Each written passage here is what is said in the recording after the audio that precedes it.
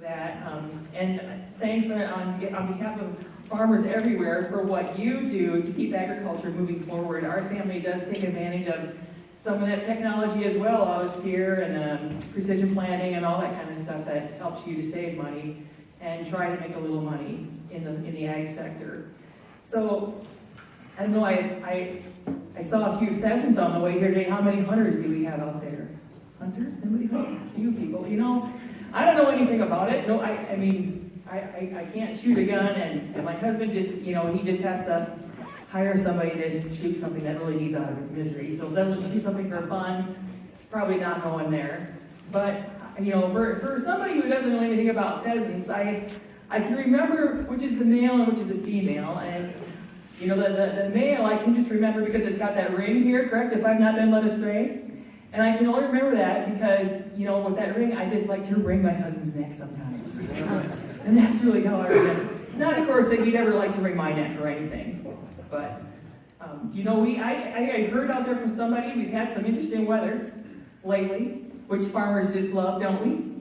Jeepers, we've had 70 degrees, and then a few days later we had snow and blizzards and hail. I think that Mother Nature has gone from menopause into full-blown Alzheimer's. I'm not sure. But I really think that's happening. And you all out there know what hail is, don't you? Okay? It's a place where bad southern farmers go. Let's think about it. Yeah. Well, here's your little wisdom nugget for the day, and maybe it's not new to you, but I get quite a kick out of it, and it says, the early bird gets the worm, but the second mouse gets the cheese. Right? Right? How many of you have felt like that first mouse with your head in the trap the way these markets are going these days, right? Yeah, you're feeling like you're right in the vice there. But as a farm family, you know, when you move out to the farm, you don't do it for the house, do you? You're moving out to the farm for the land and the outbuildings. And it's all good. It's all good, except, you know, the woman of the house has to deal with a few mice now and then. And minstrels have written songs about it, have they not? 3 blind mice, right? They chased after the farmer's wife. She cut off their tail with a carving knife. It's just part of farm life, I think. You know, when my mom first moved out to the farm, I was just telling my table of people here, she hailed from Boston and moved to Kansas City and finally ended up moving to Northwest Iowa where she met my dad. So she was not at all accustomed to life on the farm. It was your true Green Acres story. And when they moved out to the farm, and my mom took her mom to see the house that they were going to live in, my grandma cried. Yes, there were mouse droppings and mouse nests and mouse holes everywhere they looked. It was a well-used house already by 1955, and it needed a lot of work, but Mom made it home. You know, she worked hard to clean it up and fill all those holes that needed filling, and she made it a home. Now, fast forward to when I'm living on the farm. I remember going down to the basement one day to put some laundry in, and you know, our sons wrestle. And I still say that only a farm mom can pick up a pair of compression shorts off the floor and smell them and see if they're clean or dirty. Because she smelled way worse than that on the farm, let's be honest. But so there's the wrestling clothes down here, and there was dirty old farm clothes over here. I just gathered up a load to put in the washer, and I looked in there. I don't know what made me look in there, but guess what was in the washer? A mouse. Yes.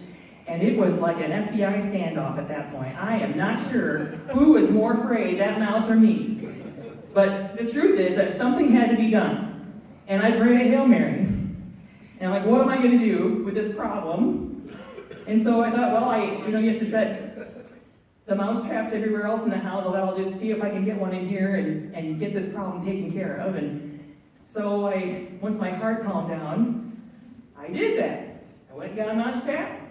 And I set it, and just had to close my eyes, and at count of 3, I set up the drum and backed out, and luckily it didn't go off on my hand.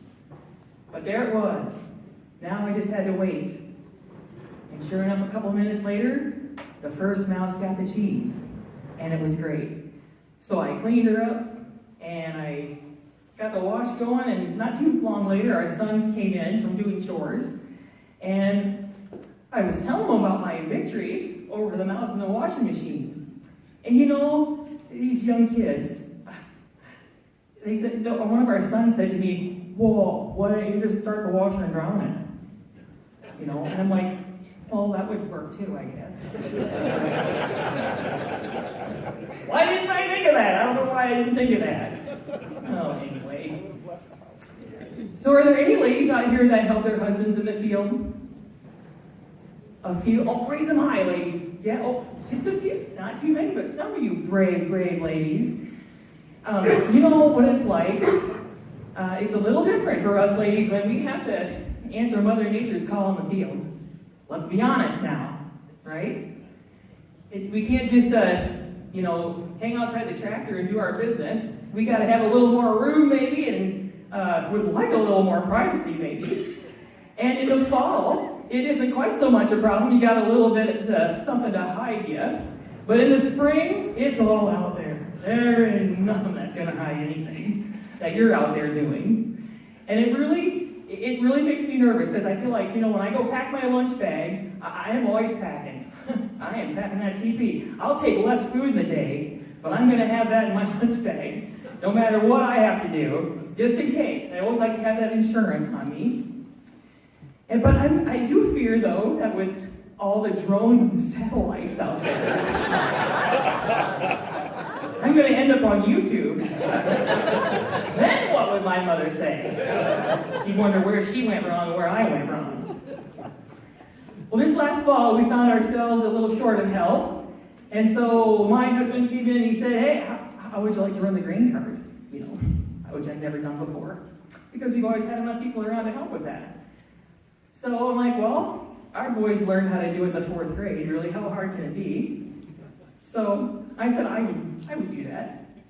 And so probably a week into it, we're going actually a week into the corn.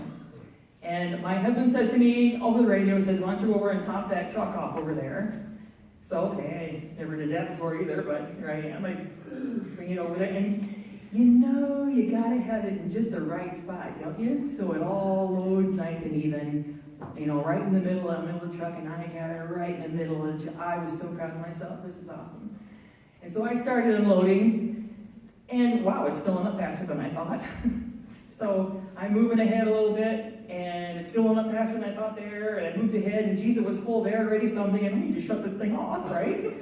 And I'm nervous now because I didn't realize it was so full, and it was going to, fill up right away. And so I'm over here, now I'm nervous, and I'm panicking, and I'm trying to figure out which lever over here. I need to shut everything off over here. And pretty soon, it's coming down the side of the truck. And we're on the highway, so everyone can see. I know how you farmers are. I know. Big old, pile of corn on the ground, and everybody can see. Luckily, the pile was small by the time we actually got it stopped. But that's only part of the story. The guy that took the truck had to do a little work to get the tarp over the top. He had to level it off a little bit and walk up and down his truck, and I just didn't look because I didn't want to see. But when he was coming back from town, he said, "You guys won't believe what this scale ticket says." Okay? So now you can load a truck like 80,000 pounds, correct? And you can load for a short time up to 90,000 if you have to, just to farm to market. You can, okay? That truck weighed 98,000 pounds. And so that was a little embarrassing. But our high school kid that came out after school to relieve me so that I could go home and make us a meal and bring it back out to the field. We're telling him about it when he got there after school, and of course he had the big saucer eyes, and he's like, "That's impressive." And I'm telling you that my husband had a lot of words for it, but it wasn't impressive. He wasn't very impressed by that. At one point, we're in the corn, and he says to me, "Can you meet me over here? We need to meet down here in the field." And so I finished unloading, and I drove over, and I've not been in, I've been in a lot of the end rows of our fields because most of my job was to bring supper out to the guys. And so I haven't been really in our fields, in a lot of them, to actually see the innards of our fields. And so I'm driving over here, and I see that the combine's over here, but there's a fence here, and I wondered if there was a jog in the fence line here, because I don't know. I don't know. And so I call up my husband on the radio, I'm like, well, how do I get over here to you? And he says, well, I'm right over here. I'm like, I don't see you. And he's like, well, where are you? And I'm like, well, I'm right here. And he says, well, I think you're looking at Elser's combine over there. We don't even know our own combine, for God's sake. How embarrassing was that? How would I like to get over and get out of the tractor over there and see my neighbor instead of my husband? You wonder what in the heck was going on right along the highway. What do you think the neighbors were all going to say about that? Oh my gosh. I feel like, it's amazing that my husband trusts me to work in the field as much as he does, because, I have been kind of a menace from time to time, as I've learned. And I was out in a 160-acre field one day, half corn, half soybeans. The corn was planted over here. We're working on the soybeans over here. I was ahead of my husband with the field cultivator.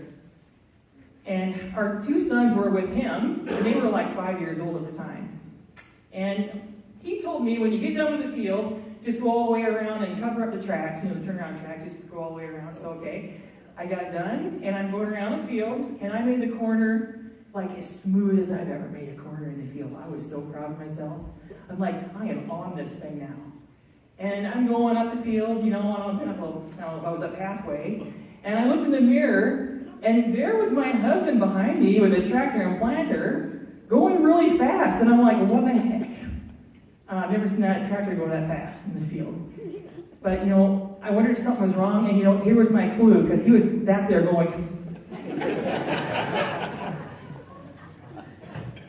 So I stopped, and he got out of his tractor, and I'm getting out of mine. I'm like, what's going on? And he's like, what are you doing?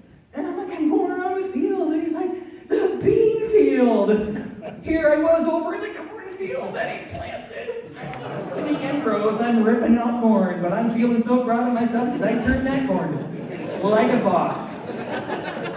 And we spent all last fall listening to Bernie Sanders and feeling the burn, but I'll tell you, that was no burn worse than finding out that one of our two sons at age 5 said, should mommy be over there? Yeah.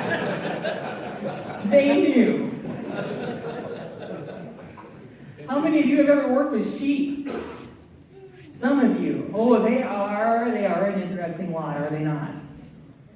Yeah, you walk up in the sheep, I don't care if you're in the building or outside the feed yard, they're just loud in the mornings. They want to be fed, don't they? And they're not going to be quiet until they are fed. And they'll just mow you over. They'll just mow you over on their way to get food, and it's really annoying to me, like, I know you want to be fed, and I'm coming. But truthfully, I'm that way with cheesecake. I'm just saying. So don't put that in front of me and not expect to get mowed over on the way. I'm just telling you. So, it was last year during lambing, we had a ewe that had triplets, and she was having a little trouble having enough milk to feed all her babies, so we helped her along and bottle fed some of her little lambs. And this ewe was so interesting. She was so not like any of the other ewes that I had ever worked with before, I guess. I'd pick up one of her babies. You always sit on the edge of the fence and just hold it in your lap and feed it and talk to it, because I'm a lady and that's just what you do. And this mother would get right up to the fence and she would just look at me. And I mean, like, right into my eyes. And it was kind of creepy. It was like a steely glare right into my eyes. And I never knew if she was saying, thank you for feeding my babies, or if she was saying, the only reason I'm not headbutting you right now is because you're feeding my babies. It was hard to tell, but she never, she just stood there so calmly, and I feel like she must have appreciated it, or she wouldn't have let me do that. Some ewes are just the total opposite. There are some that just don't even want to be moms, and they'll try to break out every chance they can, not feed their babies, kick their babies around. and break out as much as they can. And I thought, of all of the animals on the farm, I think my mother would understand that kind of view the best. Because with 7 kids, you'd think she didn't want to leave once in a while, I think. She'd always threaten, I'm going to buy a one-way ticket to France, she would always tell us. But the weirdest part about that, when we were kids growing up, that she wanted to go to France without us. Why would any mother want to go without us? But that was her deal. So I think her and that you could really bond and understand each other. Mom was, she was a really practical person, and she has been all of her life, but certainly on the farm, you have to be practical. And one year for Dad, for Christmas, part of her gift to him was a pitchfork, which Dad needed. And Mom, with all the wrapping there was to do for 7 kids, every year for Christmas, we got 3 things. We got something we needed, something we wanted, and a surprise every year. And that's just how they could afford Christmas for 7 kids. So as practical thinking as that is, she had all that stuff to do, plus, extended family and all this thing. So she bought this pitchfork for Dad, and she just had him wrap it right there in the store. Just wrap it and bring it home. And the people were like, okay, whatever, wrap the pitchfork. Well, a few years later, she found herself in that same store, buying something for Dad for Christmas. Mom can't remember now what it even was anymore. But it was something that was kind of big and bulky, and she found herself apologizing for this big bulky package that they had to wrap just because she didn't feel like wrapping it and wanted to just take it home that way. And the guy tells her, well, this, that's okay, but if you think this is bad, there was a lady here one time that had us wrap a pitchfork. Oh, Mom is like, right here. That was pretty embarrassing. Many of you work with goats. Not too many. Some of you, yeah. Okay, we had a few goat people here. Well, they're an interesting lot too. They'll just eat about anything. I remember one time in our very early marriage years, out studying myself. Before we had kids, and you had time to do that kind of thing. I kind of had this feeling like I was being watched. I don't know why, but here I was out in the middle of the yard, and I just was so freaked out. And when I opened my eyes and I sat up, and there was a billy goat right over the top of me. We are not alone, people. You think that I must have been upwind of him or something, because you can smell those billy goats everywhere they go, it seems like. But our sons had a friend that left a goat at our place to take care of. She was going to show it in the fair that year. And here, she didn't have a place for it. Our son said, bring her over. And she came over every single day to take care of her goat for the fair. And she did. It was amazing, because sometimes in those situations, you can be the one that ends up taking care of it because it's at your place, but she came over every day. So here we were, the week of the fair, and the goat needed to be clipped and fit for showing. And our sons were helping her with this. And they went and got the goat and took the halter off the goat, and the goat took off running across the pen as he had done so many times. And bam, right into the cement wall. Yeah, dead as a doornail. The week of the fair. It was nasty. My son said, it was the damnedest thing I ever saw. Apparently that goat had taken off and done that many a time, and had always skidded to a stop before he got to the concrete wall. And this time, I don't know what happened, but it didn't work. But I'll tell you, that's the first time we ever tasted goat meat.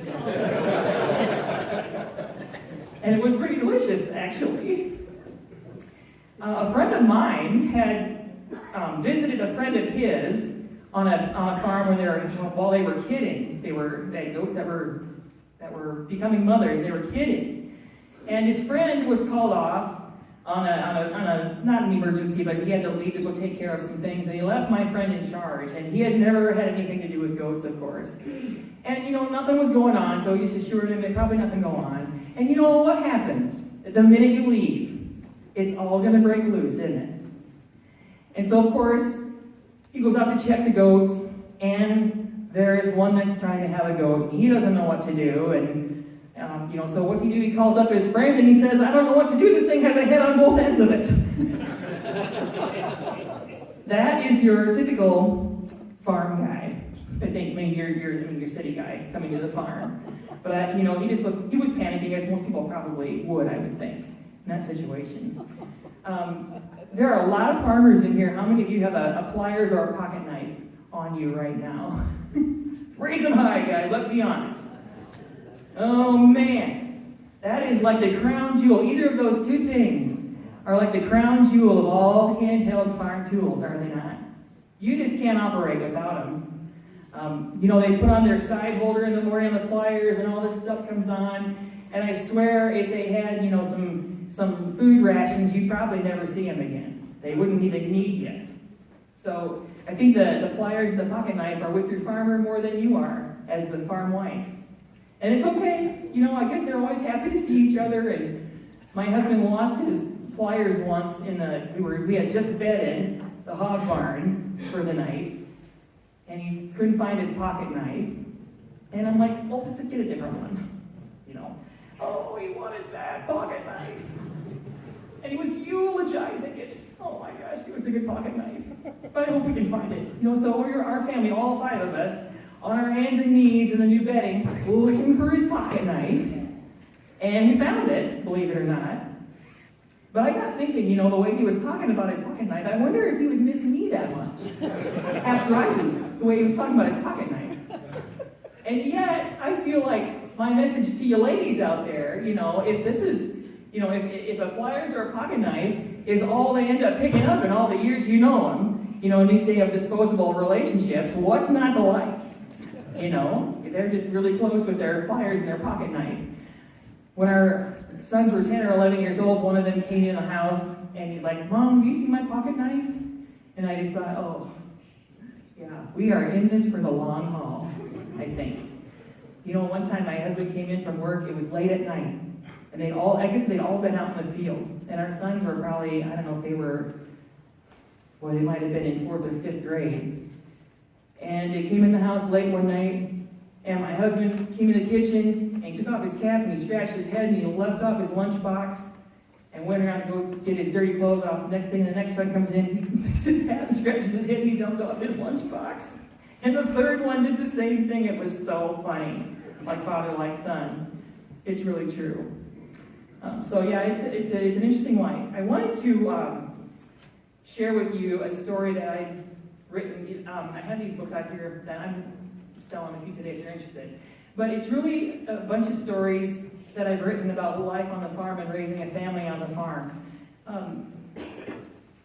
Farming is becoming something that is less and less understood. And there are fewer farmers producing all this food. And it's kind of sad that people are understanding it less. And I think that's the reason we're having a lot of trouble these days in the media with misinformation about farm life. So my hope with this book is to give us, even our family, a record of what our life was like when we all lived together on the farm. But also, I hope there's something like this in, a few years from now, a bunch of years from now, that people can pull this book out and say, wow, this is what farm